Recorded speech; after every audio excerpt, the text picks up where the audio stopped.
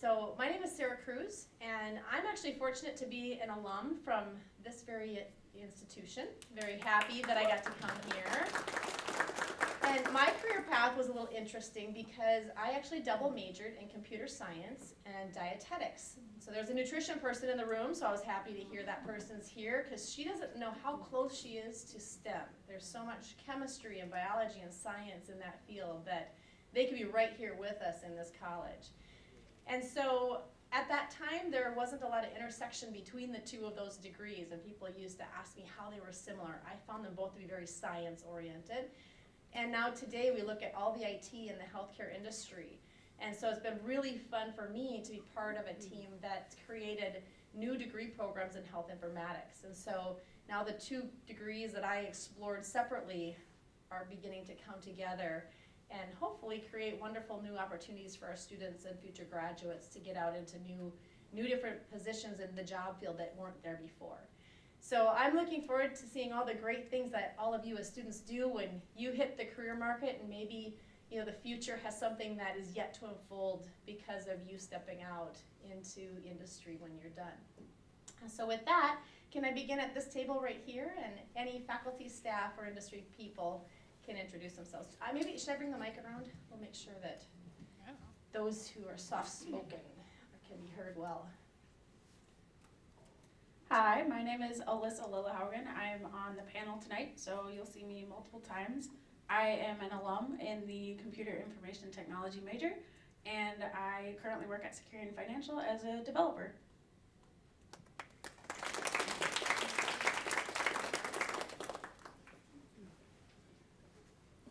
Good evening, I'm Sarah Lloyd. I have a Bachelor of Science in Civil Engineering, and I work for Bolton & Menk, a local consulting engineering firm.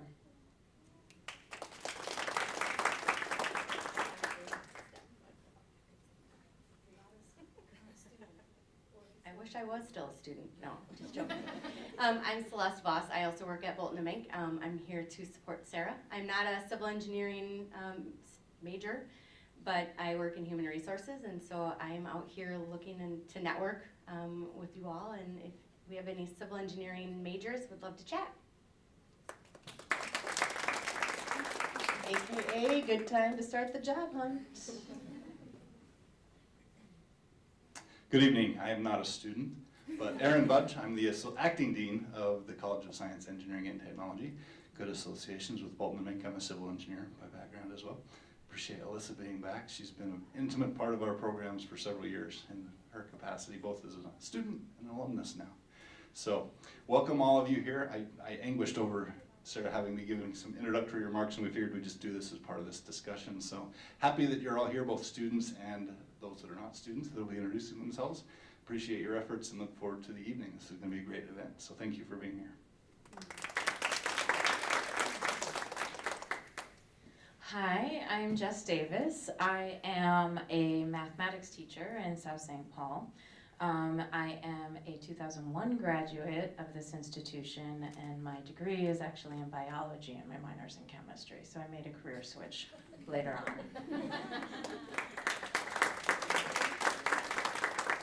I am Tonya Hobby, and I also am with Bolton & Menk, and I started as a math major and then went into psychology, so I am in HR. But I am just, again, happy to network and meet some of you today.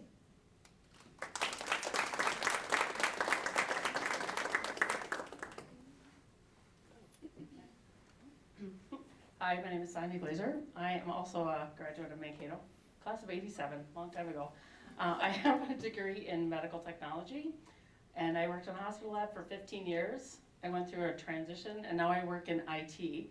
So I now support the electronic health record at Fairview, but I have learned cardiology, I have learned imaging, and I learned my lab background. So I use my degree every day in my workflow, but I have to admit my first love was lab, because imaging and cardiology are not as fun.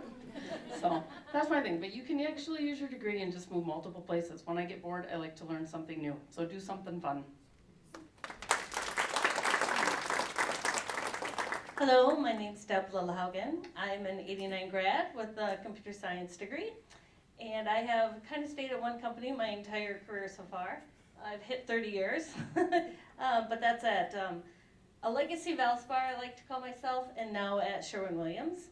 And I've been in IT the entire time, but I've done many different roles in the IT department, so it's been a lot of fun.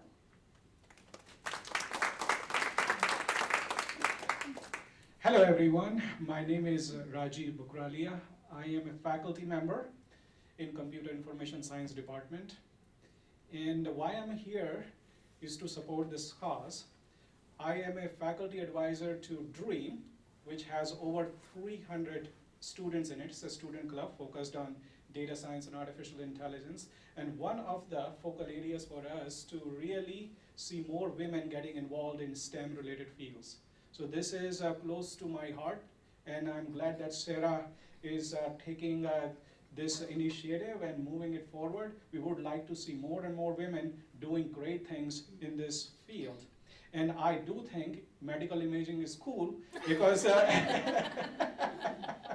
one of the research projects I currently have is detecting glaucoma using optical coherence tomography, using artificial intelligence. As a matter of fact, we have 2 very fantastic computers now in ITS.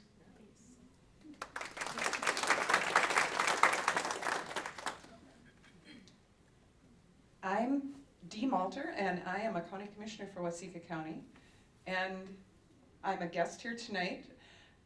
And one of the reasons I was interested in this is because I am a farmer at heart, recently retired and moved to town. And we all know how technology is involved in agriculture. And increasingly so, when there's a ton of opportunities for women in ag. And so I just wanted to come and see what this was all about. And thanks for having me. Good evening, everyone. I'm Lorraine. I've been professor in mathematics for many, many years. Just 2 months ago, I became the acting associate dean of CSET. So I think mathematics is cool. Science is cool. Yeah. Thank you. Hi, my name is Sky Gower, and I'm also an alum of MSU, but not in the STEM field. But I've worked at MSU for over 27 years, served the mathematics and statistics department and the CIS department for about 22. And a couple years ago, I moved into a new role as director of college operations for CSET. And I'm so glad to see everyone here tonight.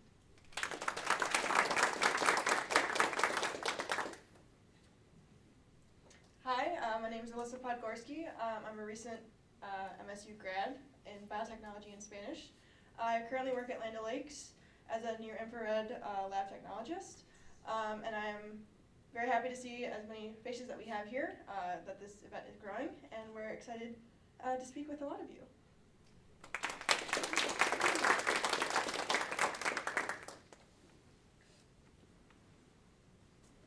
Hi, my name is Emily Frederick. I'm the Director of Marketing and Communications for CSET. So I've been at MSU now for about 6 years, and really, truly enjoy working and planning events like these. So happy to be here.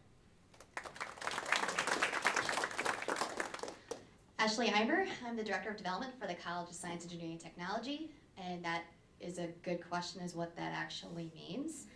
So my role is to connect alumni and partners back with the college in ways that are meaningful for them. So if you want to talk about building partnerships, I would be glad to do so. Hello, I'm Nalza Bodzinski. I'm an faculty in Civil and Mechanical Engineering Department, and it's my 5th year in here, and I'm very excited to see this crowd. Did I miss any faculty, staff, or industry partners? Okay, all right.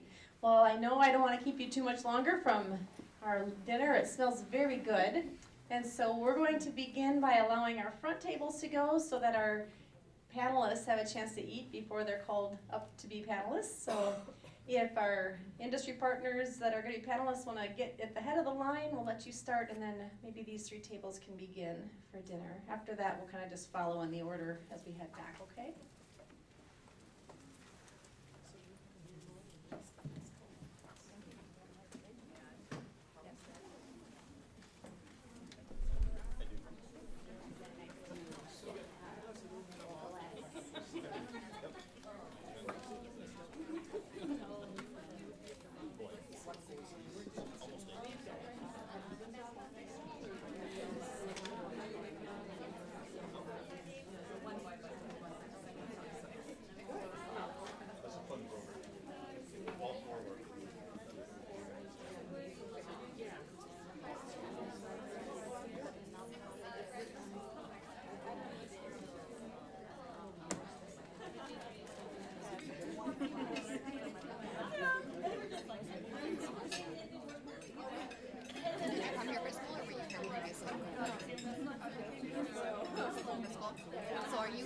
longer your family still love you?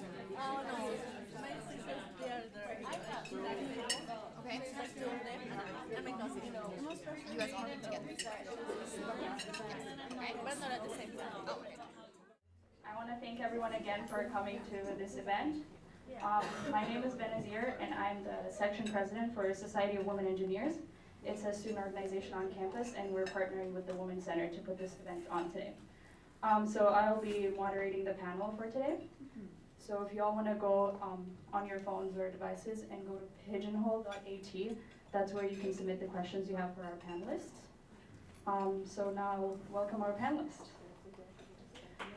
First we have Jessica Davis, ELISA L Aharon, and Sarah Lloyd.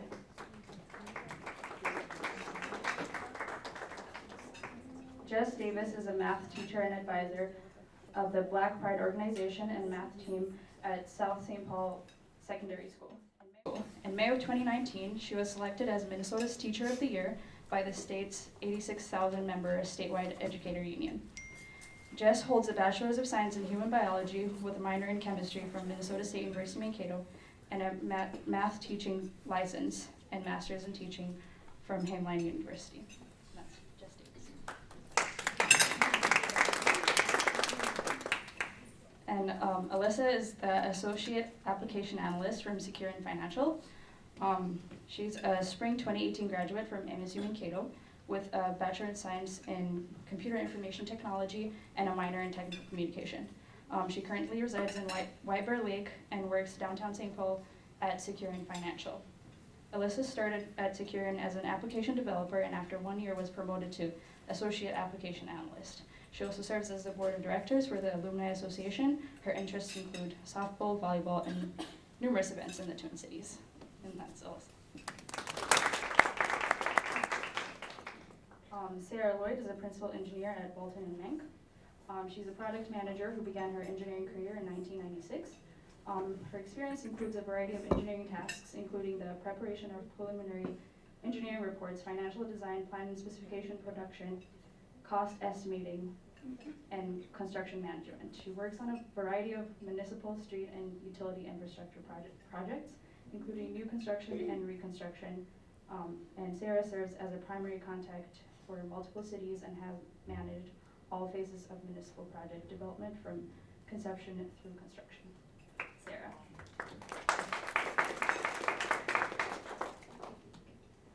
All right, looks like we have one question already. So our question is, what's your favorite thing about going to your job every day? I feel like, hello, is this thing on? Hello? Check 1, 2. Oh, hi. I feel like my answer is going to be so different than the other two because I'm in the education field and STEM in education, and so I think the obvious answer for me is what's the best thing about going to my job every day is, well, of course the teacher's going to say the students, which I suppose is true. But it really is about the challenge of every day and that search for the perfect day, that nothing ever goes perfectly 100% of the time, and so the next day I get to start over and try for that next perfect day. And hopefully never achieve it so that I just keep going back. Wow, going for perfection. Let's see. There we go. Hello? Nope. No. There we go. Yeah. Hello. I would say really every day and my job is different. So I get to work with communities on helping them solve their infrastructure problems, their infrastructure needs. So working every day to find solutions for all of us to help live our lives a little bit better. So the new challenges that come every day, helping the communities, helping the residents, is really, really fulfilling.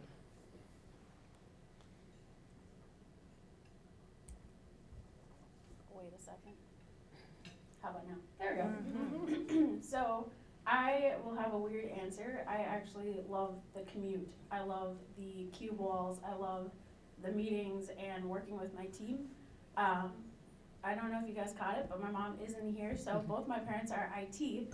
And so I think growing up, I had a very romanticized view of corporate America, where when I sold Girl Scout cookies, I got to go in and I had my own cube and I got to be there, and it was like, whoa, this is cool in my own space. And so one of the things I love most about going in, my favorite thing is that it's exactly what I thought it would be when I chose my major of IT. Thank you. Our next question. Have you noticed an increase of women in your field, or has it always been equal? Go ahead. So being a computer information technology major here, we have a slight imbalance of male to female. There's oftentimes where I'd be one or two of the only women in my career. That being said, my entire team at work is women. Oh, nice. So it's very different for me because I've been used to working with men, and all of a sudden now I come into work and it's 5 women, and we talk about, like, you know, it's exactly what you'd expect a team of all women to be. So it definitely changed from like being in school, where it's like, okay, here we go, it's like all guys, gotta go for it. And then now I'm at work and I'm like, my company is over 50% women, and that's completely true in IT. So it's really cool to see us all congregate together and show what we can do. So in the civil engineering field and in our company, unfortunately, it is not equal men to women. And the progress seems to not have changed since I graduated college. So I graduated with about 10 to 15% female in civil engineering. And I think we're at about 15% within the engineering side of our firm. Our firm is a much larger firm with many more women than that. But that's something I'm passionate about, is trying to see how we can get more women, more young girls interested in this field, because we bring a great perspective and a different view to projects, to our communities and our clients. So unfortunately, we've got a ways to go yet to get more women in the civil engineering field, but hopefully we'll continue to make some progress. Okay, again, with a different lens. I teach in South St. Paul, home of the Packers, the South St. Paul Packers. And that community has a look into its history, period. I can talk on and on and on about that. But we are a 6 through 12 building, and there's probably, I think there's 14 full-time math teachers in the 6 through 12 building, and 7 of us are women. However, the first woman math teacher still works there. So she is going into, this is her 36th year. And it's crazy to me to think that I was alive before a woman was actually hired to teach math in my building. So making improvements, can there be more? Yes, but right now it's pretty equal.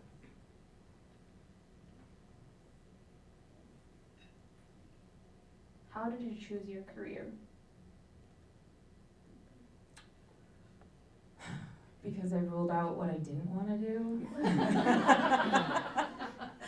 I see another question up there that says for Sarah, but I think it's for me. What did you initially want to do with your biology degree before you decided on mathematics? I got the degree in biology, having never taken biology in high school. I did the chemistry route, and then for whatever reason I let my dad talk me into, well, majoring in chemistry is going to be too hard. And so I chose biology because I did the pre-med requirements, and it was just the path of least resistance. It covered the most of the requirements. And I did an internship between my sophomore and junior year at Ecolab in Mendota Heights, which was awesome. I was in the analytical chemistry, mass spectrometry department. It was cool. But I really thought, well, I was going to be a doctor. I come from a family where my mom was a 5th grade teacher for 38 years, and absolutely not was I ever going to be a teacher. So when I did get that internship at Mayo Clinic between my junior and senior year and realized that medicine was not the place for me, I didn't know what I was going to do. So I completed that biology degree, but as I was telling my table, I took Calc 2 for fun, because I had the book. I mean, I paid $90 for that book. And Calc 2 was 5 credits, so it just, I don't know, the same professor was teaching it, he was cool, got it out of the way, and that professor actually emailed me after I graduated and said, well, you should have been a math major, and I said, well, too late now.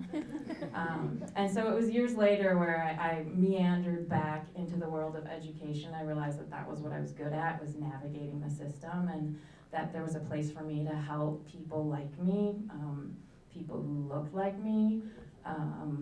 And so when I decided I was going to try the MAT program, which was really in its infancy, words are hard, it was a baby. I have a degree in biology.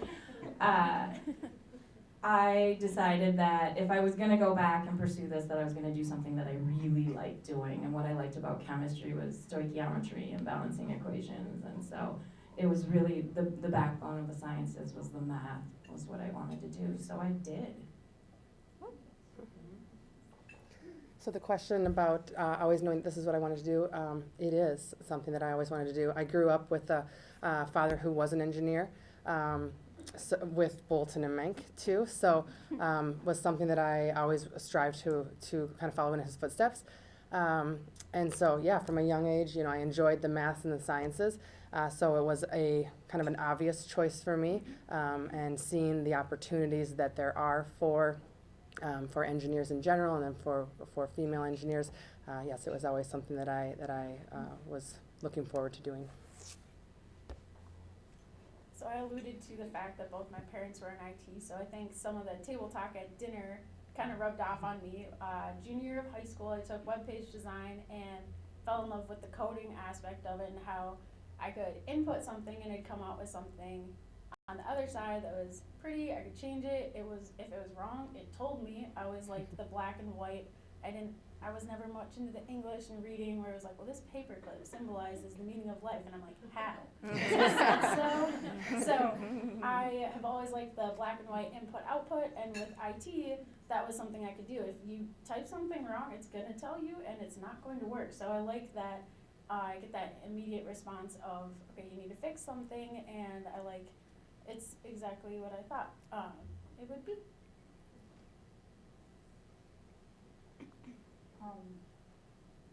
What's the most challenging experience you faced while you were in college? I'd say just sticking it out. It's hard.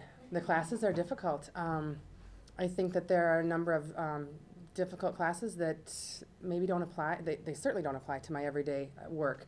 And I think some of those early on classes, are there to challenge us, to make us better students, better engineers, better people. So I think just some of those early classes that are maybe there to try to weed some people out. So to kind of push through those challenges is great to do, and helps you become a stronger person, a stronger professional. Yeah, I want to be like cell biology. I don't know, being one of the few, it's kind of lonely when so I took Calc 2 for fun, and then I was like the only female in there, so if I needed help, it was like, who do I ask? That's why the professor and I got to be close, because I was in his office all the time.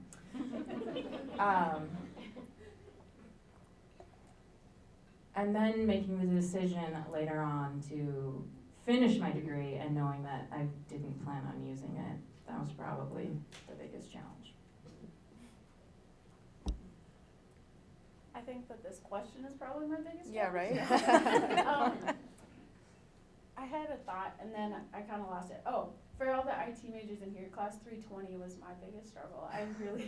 It's the machine structures and operatings class, and I have no desire to learn about the hardware, so that class was really hard because half of it was that, and then the other half was that base level of programming, and that was something I had never even thought about, so that class really took me by surprise, but with the help of friends, struggled through it. This question looks like it has a lot of votes. As we look for internships or entry-level positions, what are your recommendations to what might set me apart from other candidates? what are the biggest impact factors? That's all you ladies. I'd like to bring our HR group up. No. Yeah, right? I mean, she can come up. You have something you want to say? No, go ahead. Okay. I do get sent down here from Securian as a recruiter, so some of you have seen me in line after waiting for minutes to get in, to be able to talk to us. For us, looking at that, like that first impression, as much as you hate to say, like they really matter, they do. I told my table earlier, they asked me while we were eating, what is that impact factor? And I said, give me a story that I will remember so that when I'm looking at your resume, I can write that down and be like, oh, when I'm looking at it later and I'm talking to HR about who I met and what I learned, be like, oh, this person has done some data analytics on grocery stores in the area and how their top selling food is actually Cheez-Its after 11 o'clock because we all want Cheez-Its when we're studying. You know, like, give me a story that like, oh, I can write Cheez-Its on the resume, and then I'm like, oh, that's right, this person, and then I can say they use their skills they were learning in their classes to apply it to something that is actually meaningful, and that's actually what reminds us so that when we're looking back through the 50s to 100 resumes that we're looking at, we have something to remember you by.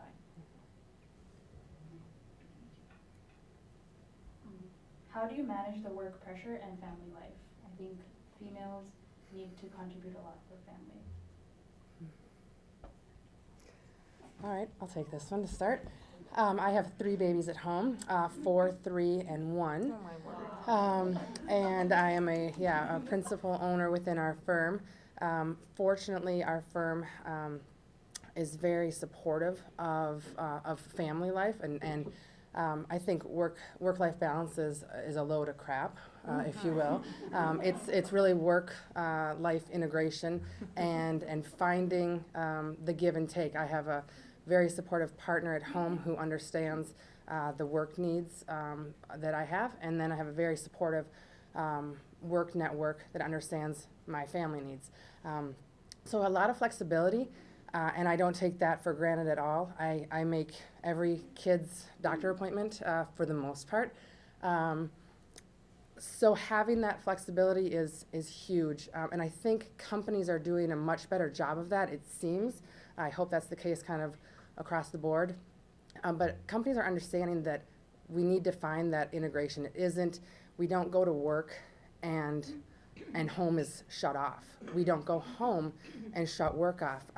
I leave work most days at 5 p.m. to pick up my children from daycare, get them to bed, spend a great 3 hours with them, get back on the computer many nights to work. That again is that flexibility and that commitment that I have to my career, but also that commitment to home that I'm not going to sacrifice those very few hours really that you get with family. So really putting that phone away, and people know they're not going to really reach me during those few sacred hours with the family. So flexibility is key, and really that open communication and having a great partner. So it's huge. I don't. I'm not married. I don't have any kids. Because I don't know that I could have, and that was a choice that I made, was that I didn't have, I mean, I'm not very motherly, I know it's a shocker, oh, you're not soft and cuddly, but I just never had that calling, which is ironic since now I have 150 children every year, but wow, wow, I am in awe, because I don't know how anyone does anything well when you're spread so thin. And my platform for Teacher of the Year this year is about equity being intentional and deliberate. And I think that where there's still a lot of room to grow is for women in professional careers, and being able to have the courage to have those conversations about work-life integration, and that it has to be part of the infrastructure, because if we keep asking these questions like, how do we get more people of color into this industry, and how do we get more women, and now I look at all these women of color in this industry. Strength is in numbers and a collective voice, and so you have to demand that infrastructure within your company and your life so that you can do both and do them well too. But I didn't figure it out, so. So I also do not have a family. It's me, myself, and I do live with my boyfriend, and I'm very close to my family. I'm 10 minutes away from my parents, and 5 from my aunt, and 5 from my grandparents when they're in the cities. So family is huge. One of the things I liked about Securian when I chose to take the position there, I was an intern in between my junior and senior year, was the fact that I could see how work-life balance was a thing at Securian. You can put as much effort into your career at the company as you want, or you can shut it off when you go home if you really want to. That being said, being in IT, I'm on rotation, so there will be 2 weeks coming up here where 1 week I'm on secondary on call, and the next week I'm on primary, so I could get called anywhere from 7 in the night to 3 in the morning, 4 in the morning. It really depends. But that's something that you kind of sign up for when you go into IT. But I do like that Securian has the ability, if I want to leave early because my future kid is doing a wax museum at work, that's totally okay, and it's expected that I'm there because family is really important to the company as well as everyone I work with. So there's no questions asked when I said I'm leaving at 3 today so that I can come down here and do a panel for women in STEM, or when I left early to go help my dad. Like, there's no questions asked. So I really like that about the company that I work for. Could you describe a discouraging incident you experienced and how did you overcome it?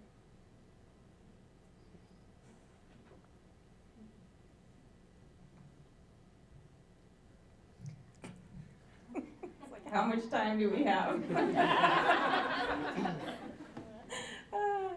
I don't know. Do you want to know all my experiences from the educational standpoint? My first teaching job, I was cut. And I was in my tenure year. And there were other non-tenure teachers that could have been cut, but instead it was me. And I had to learn how to take that and use it in the future and learn from it.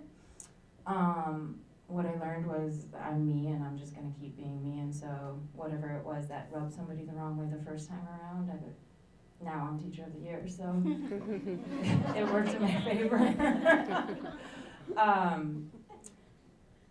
I think being, again, a part of a marginalized population, which females in the STEM field are, means that you have to get outside of your comfort zone and learn how to cope. So those challenging, whatever your challenge is, you're always gonna have them. And so you're gonna have to find your support team, you're gonna have to find your work-life balance, and you're gonna have to find your coping mechanisms, but you'll get through it. I think the one thing that sticks out was my freshman year in my first IT class. I had never really programmed besides HTML before, and I had so many questions and so many things, and I was one of 2 girls in the class, and there was a couple guys in the class that kind of gave me some animosity, and they kind of gave me grief. You know, I heard some side comments like, is she just here because she's looking for a boyfriend? I was like, hold up. That were handed out in 2 classes. And the rest of my college career, they were coming to me for homework help. So I was like, okay, you don't get a chance. Sorry. But that was really, the only thing was a little bit of animosity. But once you show them who you really are, they don't really care. Can I tag on that, though? Because there's something that I talk to my students about, being an advisor for the Black Pride organization, but I specifically have the conversation with my Black women students, that it's this cultural tax that they pay, that you have to work twice as hard because you're gonna have that type of animosity and you're gonna have to prove yourself. And so therefore just expect it so that later on you are blazing that trail so that it's not that tax anymore. But I think that we're still paying it, which is unfortunate, but knowing that yeah, you are gonna have to prove yourself, as should everyone, But being that we are part of a marginalized population, be aware of it ahead of time and then be ready for it. Yeah, I'll piggyback on that one. When I first came out of college, so in our industry, during the summer, we're out on the construction job. So, you know, a 21-year-old female out on a construction site, really overseeing the contractor and the work that they're doing and trying to tell them that they're maybe not doing something quite right. Trying telling that to a 55-year-old construction guy who's been doing this for longer than I've been alive. So then working with a colleague who's no longer with us, but and he kind of questioned some of the decisions that I was making. So, you know, I'm going telling a construction contractor, you know, you need to do this, and then I've got someone overstepping me saying something different. So really, yeah, having to prove yourself, having to stand up for yourself. When, you know, we've got the education, we can make these decisions. Certainly plenty to learn from a contractor that's been in the industry longer than I, but we bring something to the table also. And just because we're female and 21 doesn't mean that our voice shouldn't be heard and that we don't have some of the right decisions here to be made in that field as well. What are your tips to finding a good internship? Hustle. Start early. It seems like internships are filling up. I think people are recognizing the importance of them more and more. So I think start early and get in front of people as often as you can. Be proactive, know about if you're going up to a company at a career fair, know about them so you're not asking what they do when there's a sign behind them that says exactly what their company has. But being proactive will show initiative and that will be your first impression with the company. Did you know you wanted to go into the STEM field when you started your college education? Go ahead. 3, 2, 1. Yes. Yeah, because I stated earlier, yeah, I always knew I was going to be going into STEM. I knew I wasn't going to be an English major. Amen. There was no other option. Who inspires you? These are so hard. Can you pick some easier ones? Would it be too gross if I was like, my mom? I mean... I would applaud that. Okay, good. My mom, who was also an MSU grad, but back when it was Mankato State College. Yeah, hardest working person I ever met, and I don't know how she did it on a teaching salary and 4 kids and all of that jazz. So, because she worked so hard, I want to. So, other women. I'd say first my dad. Again, the work-life balance in our firm, kind of historically, the guys have been the only one working, and I work with a lot of men that still their wives are home, and they work a lot of hours. My parents were married, both working, and my dad was home for dinner most every night. So had that balance. He'd go to council meetings after we had dinner. So it started really there at home, and it's still at home too with my children. They inspire me to go and be better every day and just show them what women can do. I'm going to be cheesy too, but mine's extra cheesy because they're both here. Oh. So my mom and my aunt. But I mean, no, they're both women in STEM, and I think that really drove in the techie side of me growing up. So I think that they kind of helped me drive to where I am.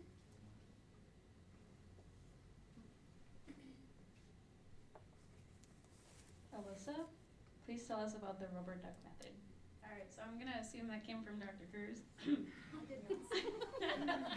So Dr. Hardwick is a professor in the IT program here, and I took our QA testing class from him, and one question on our final, what is that question? What is the rubber ducky method? And I kid you not, it means when you have a problem, talk to an inanimate object as in a rubber duck, and talk through your problem, figure out, like, as you talk through it, you'll come to your solution. So I have at my desk at work, I have a rubber duck, and when I have a problem, I'm picking him up, and he's got it's one that I got from like those claw games. So like he has a hat for if it's raining, and he's holding an umbrella, and I'm like, all right, I'm sitting there and I'm like squishing him, and I'm like, think through the problem. And I've always found that if you can teach something, you really know it. So if you're walking through your problem, you're almost teaching yourself what you do and don't know, and you come to that solution by talking to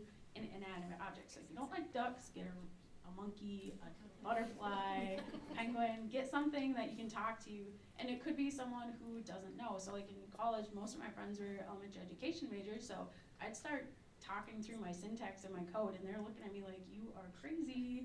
And I would come up with my solution, and off and running I'd go, and I'd be like, I'll explain it more later, bye. And then I'd like go back into my room and be done. So the rubber ducky method is talking through your solutions with something that can talk back.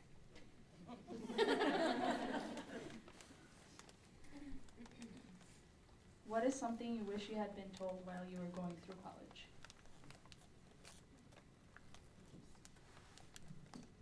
It's okay if you don't know.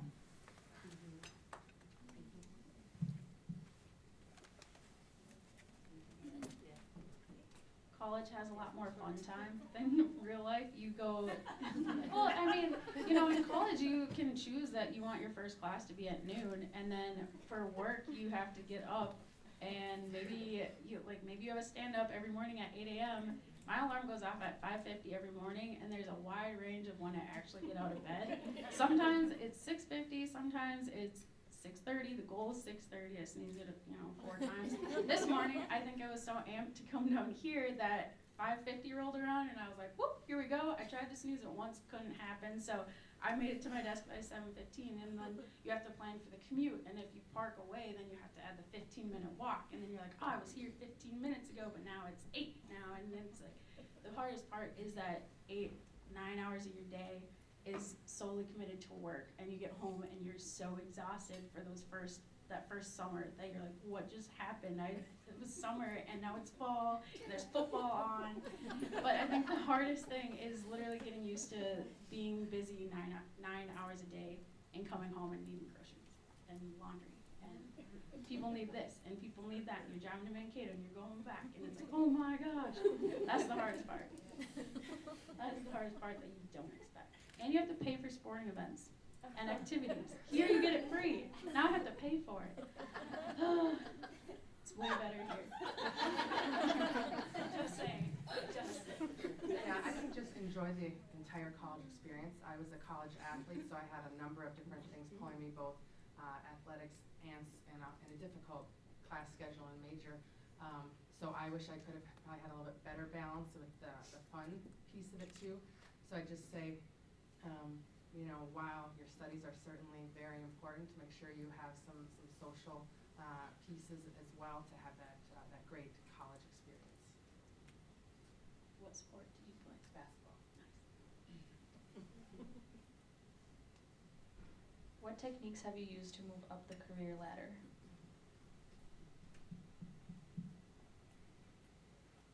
I moved up by default because they basically move you up after a year to differentiate you from the newbies. So, but you have to earn it. There's different milestones you have to hit within that first year. So it was more or less a given, but not. So I'm only level up. Level 2. I think just hard work and persistence. You don't get anywhere without hard work. There's a number of different levels within our firm, and always striving for that next level, never being satisfied, always wanting to achieve more.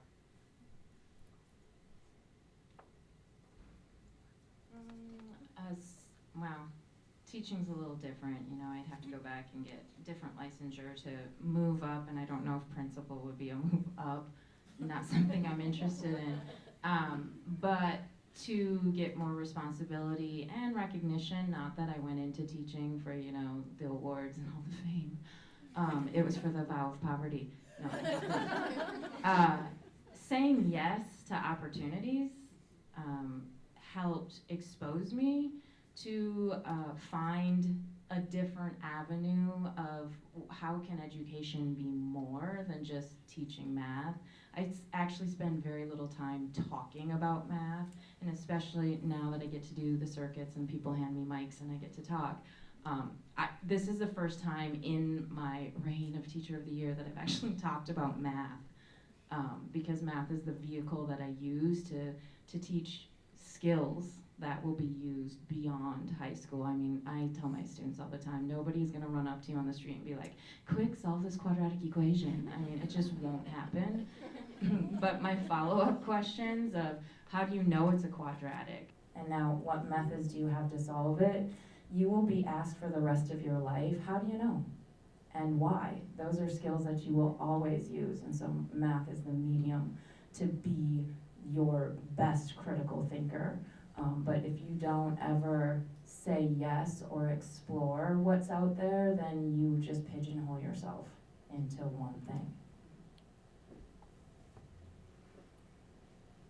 Is there anything you specifically look for on resumes, even if you aren't the one hiring? I'd say activities out of your basic classwork. All of the resumes that we have, they're all bachelors of science if we're hiring a civil engineer. So what's going to set you apart is maybe those extracurricular, being involved in SWE, ASCE, the internships you've had, some of those different activities. Ditto.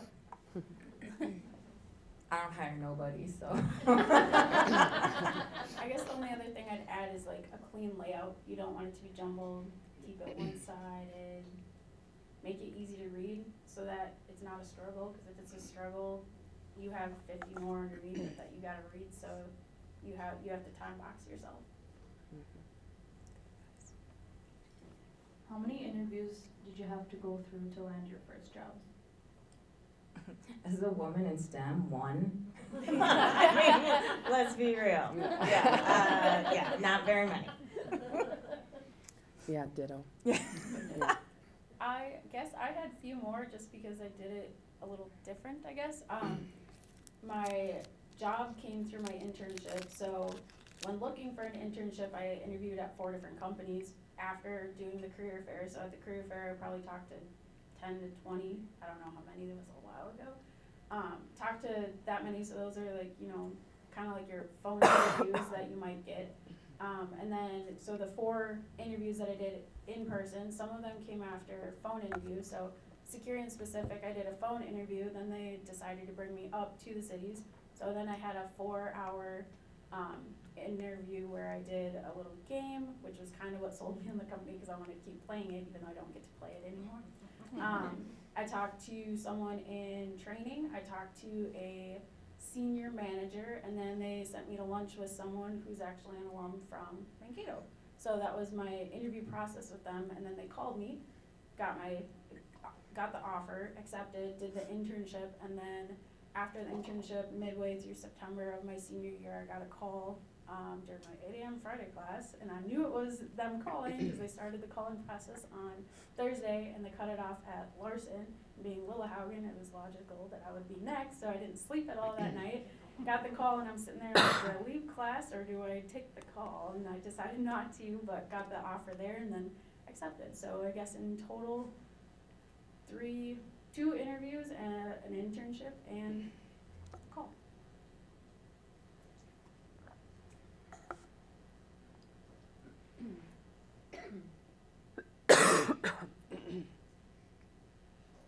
Did you ever withdraw or struggle in a course, and how did you manage this situation? I withdrew from my entire degree. I struggled in all my courses. Unfortunately, I'm hilarious, so my stand-up comedy is... I struggled a lot, actually, pursuing my math degree. And I don't know if that was a combination of just being so far away from my time in school to when I went back. or if it was because I was working at the same time. I was doing a lot of independent study classes and teaching yourself abstract algebra, not so fun. I mean, what is group theory? Who cares? But I utilized my resources. I found people who liked ring theory more than I did and wanted to help. And then I committed the time to doing that. There were some things that I had to compromise and sacrifice and sit in the Starbucks at Barnes & Noble till midnight trying to figure out the induction method or whatever to get through it. You can do anything you want to do. You just have to make that decision.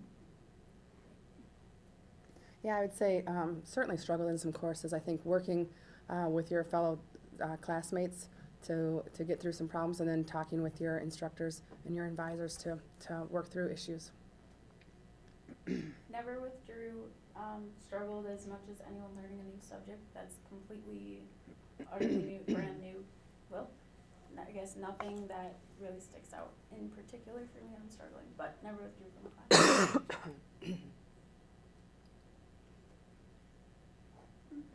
During college, did you ever feel like you couldn't do it? How did you build up confidence and convince yourself that you can?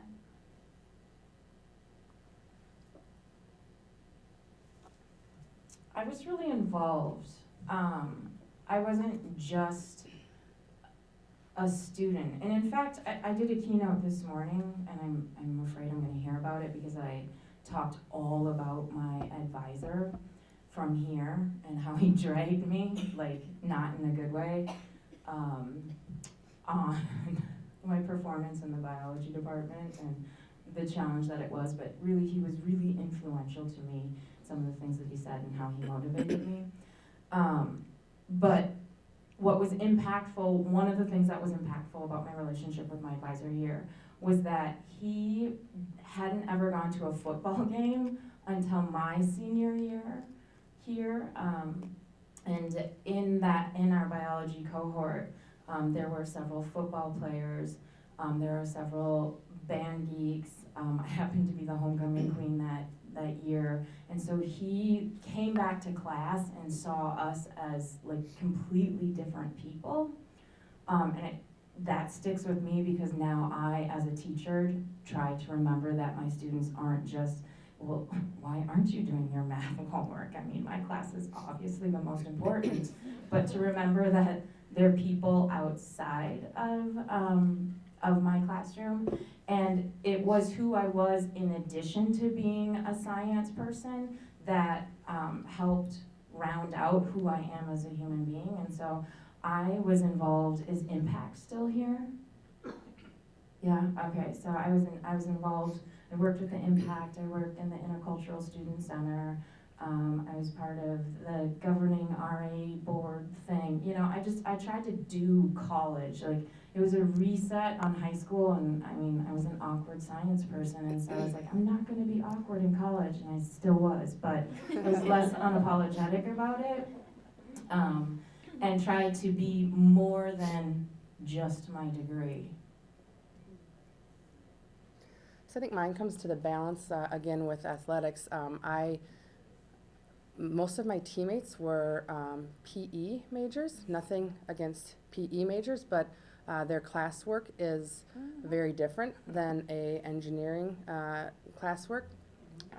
So being able to manage that with a athlete schedule, with travel schedule, with practice, and realizing that I have to do a lot more studying than they do for their major of choice. I don't think I ever felt like I couldn't do it, but understanding the sacrifices that it took to stay focused on the career path that I was choosing when, you know, everyone was maybe out having, you know, having more fun or having more free time because of the career path that they were choosing. I would say I'm along those same lines. I was very involved when I was here. I was a president of one of the on-campus ministries. I went to pretty much every sporting event. If there was a home game and you needed to find me, I was probably there. If there was something on campus, like the phone dance, down in the bowling alley, playing pool, like, I mean, if there was something that MSU was putting on, I was there. So I kept myself involved. I never felt like I couldn't do it. I think after that first semester where there were some people that kind of looked at me like, is she really cut out for this? That was kind of my, like, yep, I'm going to stick it to you now, and I'm going to do it because I want to, and it's what I'm interested in, and I never had the thought of doubt. There was times where I was frustrated that I couldn't figure stuff out, but I always had the confidence in myself to keep pushing because I knew that that was something I wanted to do.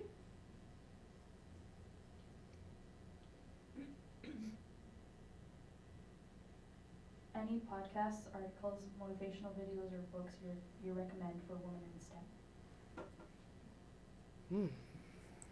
This one's kind of cheesy. I just watched Hidden Figures over the weekend. It's cheesy just because it's like a Hollywood movie, but I mean, I was watching it and there was times where like I was giggling, and then there was other times where I was like tearing up because I was like, yes, you go girl, you know, and it was just like, it's a dramatic reenactment, but it's a really cool one to watch and be like, to see where, you know, someone might have to run a half a mile to go to the bathroom, and now there's people, you know, there's women CIOs, there's women CEOs, there's women CISOs, like there's women everywhere, and it doesn't matter what race, background, anything. It's just like we can do anything that you can do better in high heels, you know, and backwards, right? Isn't that how that goes? But then the other one, and I'm pretty sure it's Imitation Game, which I need to actually look it up, but Alan Turing. yeah, right, okay, thank you. I was like, I think that's what it was. So my freshman year, we had just done, I think is when it came out, and I had just done a paper on it, and then I went and saw the movie, and I was like, wait a second, I just wrote a paper on this for my Java class, and then it was like this cool, bring it together, and so I've been meaning to go find that one so I can watch it again after watching Hidden Figures last weekend. But those are two Hollywood movies that you can probably get your hands on that kind of give you that motivation, I guess, if you're feeling like you're down. Mine's not really STEM focused, but I listen to a number of podcasts. One I enjoy and actually was listening to on the way down here is the Wall Street Journal's Secrets of Wealthy Women, I believe it is. And I just like hearing from women professionals in whatever degree they are that are leading their field, their industry, and kind of hearing their tricks. You know, they'll talk about the work-life integration or how they got to where they are. So not necessarily STEM related, but I think there's a lot to learn from women in general who are leading their fields. I mean, we all know that the number of women CEOs in general is such a small number. So I think there's plenty to learn from women, not just women in STEM. I feel like such a clown up here with you. I read and watch movies, or I do all that to check out. I feel like my everyday is so intense that I don't want to learn anything when it's coming at me. So yeah, things that I listen to are like Two Dope Queens. It's not to learn, it's just to laugh.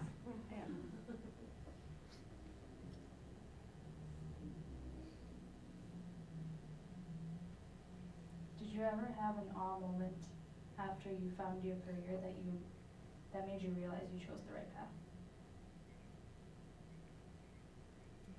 Is that an like light bulb or like the cute cuddly puppy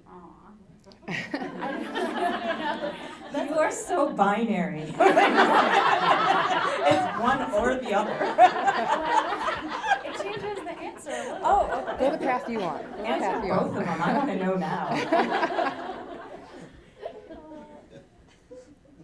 Okay, so I can do both. Okay, I really want to know. So the light bulb moment is probably back in junior year of high school when I was first learning how to code web pages. And I mean, like, it's the basic. You go to w3schools.com and you can learn how to write a web page in 15 minutes. But it's like you open up Notepad, you type in a bunch of stuff that it tells you to, and then you write hello world in between two different objects, and then you click save and you double click it, and poof, it shows up on Google Chrome, and you're like, holy crap, I just wrote that, and now it's all pretty. And then the way you learned it, there was a time where halfway through the semester, they gave us an option of switching to a tool called DreamWorks, and I was so into the coding part that I asked my teacher, I was like, hey, is it okay if I don't use DreamWorks because we had done a week of it and I was fighting with the tool rather than doing what I wanted to. So I was like, Raymond, can I please just do the coding? She's like, okay, yeah, because if you want to do it, because it's harder that way, sure, go for it. And she was one of my favorite teachers from high school. So I was doing it, and there was a day where I wanted to move one object from the left side of the screen to the bottom, or to the right, and I wanted it to be at the bottom all the time. And I couldn't figure it out. It was my last subject of the day, went on, did my whatever sport I was in at the time, went home, went to sleep. In my dream, I kid you not, my dream was like a white screen, black text scrolling. It was like Matrix, you know? And I ended up coding my solution in my sleep. And when I woke up the next day, I had that like scratch the head, and I was like, okay, that can't work. So I went into class that day, typed it in, and poof, there it was. And it was that, maybe I should do this. Tagging along, that was my final project for the class, and my aw moment is when I had the whole thing done. I still have it saved. I can open it up and be like, I did this from scratch. There's all the colors, all the styling, everything about it. It just was like, yeah, the guy did this. This is me, and this is why I'm going into my major, because I like that I can help people in this way. So that was my and aw moment. If that suffices. That was so good. A plus. Yes. Awesome. Oh, me? No. Do I have to answer both? Mine was when I got the Pythagorean theorem to work in Python. I did teach a computer science class last year. I did the Project Lead the Way training for computer science principals at the Milwaukee School of Engineering. Another thing I know I don't want to do. It was hard, but really fun. And obviously I'm evolving in my understanding of what my, purpose is in life. My awe moment was probably last year when somebody nominated me for Teacher of the Year, and I realized, well, at first I thought, why? And as I started to do the reflection, to do the portfolios and all of the training that you go through in the whole process, I realized that my purpose was to help other people navigate through the system. And even if I don't get it right the first time around, learn from me. That's my purpose as a teacher. I'm gonna do it, but the point is for you to do it better, please. And being able to articulate that was very validating for me. So part of my job involves working with communities and going to city council meetings, talking with residents, helping them understand projects that we have that are going on within their neighborhood or their community. And I'd say, public speaking is not, I don't know that it's anyone's probably favorite thing to do. Going to city council meetings, talking in front of the council or in front of residents can be nerve-wracking. So leading up to it, some butterflies in the stomach. But I probably had that awe moment when I presented some project to them, and then you walk away realizing that they understand what the project is about, why the project is needed. Really, we're helping provide solutions for the future, for a better tomorrow. So having that kind of moment of, okay, they understand it, they get the reason for this project. So really having those kind of educational moments and being able to present that to people and walk away from that feeling really good, while going into it maybe wasn't the most comfortable thing that one is wanting to do, but walking away feeling pretty great.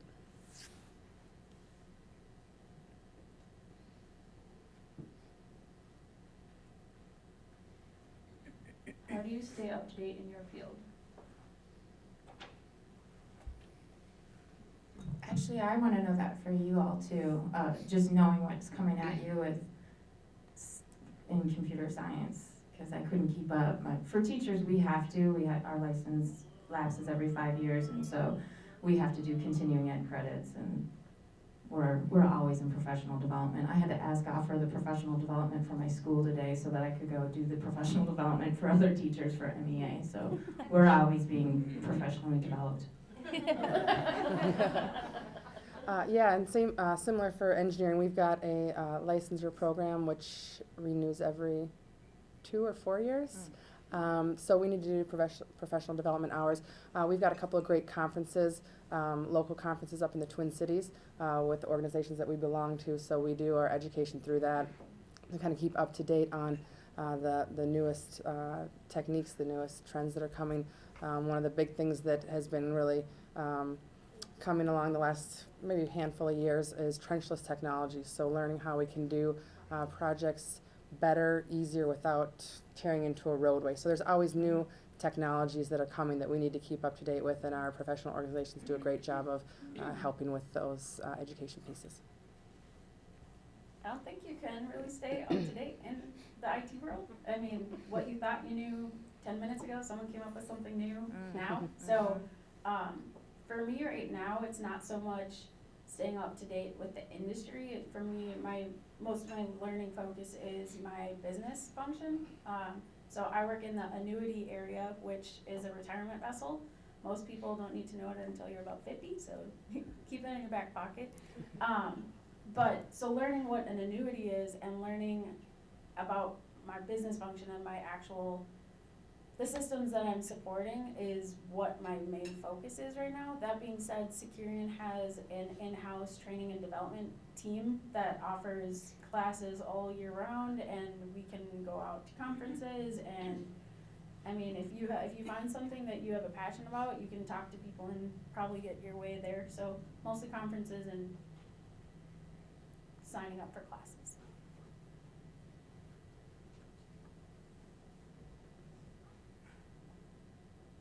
What do you do for fun?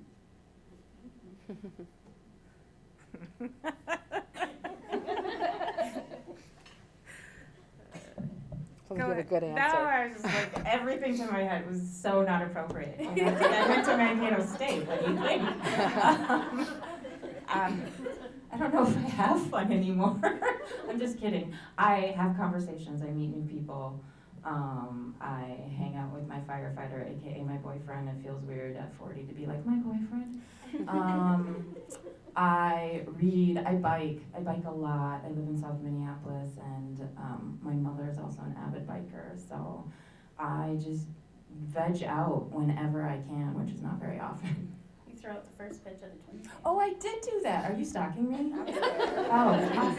Oh yeah, it was Mankato State night. I mean, whatever it's called now. Yeah, on Sunday I will be saying, let's play hockey at the WOW game. Yeah. So I have a lot of fun. I'm kind of jealous of that part. I'm sorry. Do you want to do it? Sure. So along those lines, I go to a lot of sporting events. If you couldn't tell, that's something I miss about being here is I have to pay now. So my boyfriend and I younger than me. My boyfriend and I are partial season ticket holders for the Wild, so we go to 10 plus 1 preseason game a year, and then we try to go to a few Timberwolves games. I made it to 6 or 7 baseball games this summer. I also, over the summer, was in volleyball, sand volleyball, bowling, and softball, and then I realized 3 leagues was a little too much, so I dropped it down to 2. So I'm in 2 right now. I'm in bowling and volleyball just wrapped up. Kind of looking for something for the winter, just because I like to stay active. But I joined the alumni board, and I am running around to Alexandria, Sioux Falls, concerts. That's what the various Twin Cities thing in my bio is. I couldn't figure out how to pack that all in there, but if there's something happening, I'm trying to be there. Did I mention I have 3 babies? So that consumes most of what you would consider the free time for fun. But no, they are very fun. But most free time is with them. My husband and I try to get out and do some golfing, but find that takes too long. I bought myself a Peloton bike, so I do biking, nice. but it's in my bedroom while the babies are sleeping. So, yeah, it's my fun. So you don't write code for fun? I don't write code for fun.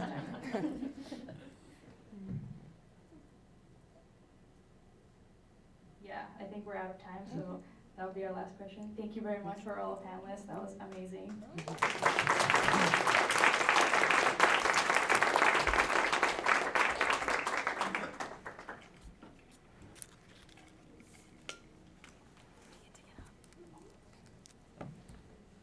have a few door prizes to give out before we do a little wrap up, and I think that you all were given a ticket or a number. There's no names on them, so you must be present to win. So if there's a few who scooted out early, they're out of luck.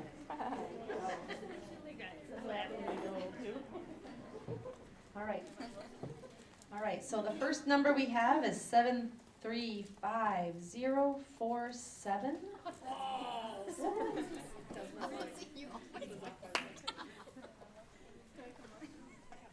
Why don't you come on up, and I don't have any problem asking you to help pass out packages for the others. She always wins. So not fair, she always wins. Right in the middle of each year.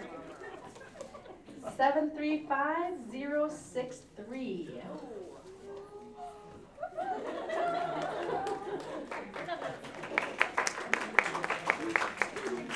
735070.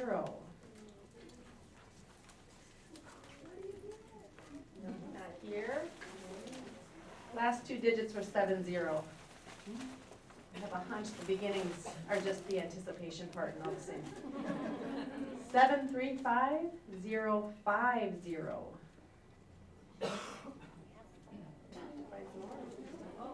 Okay. 735062.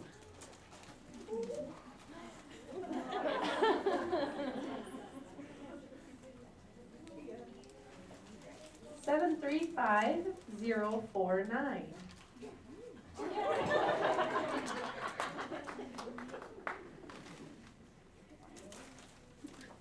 735068.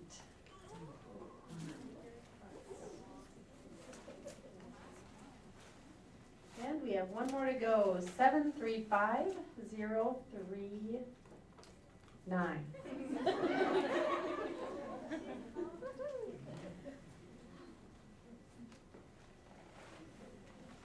Well,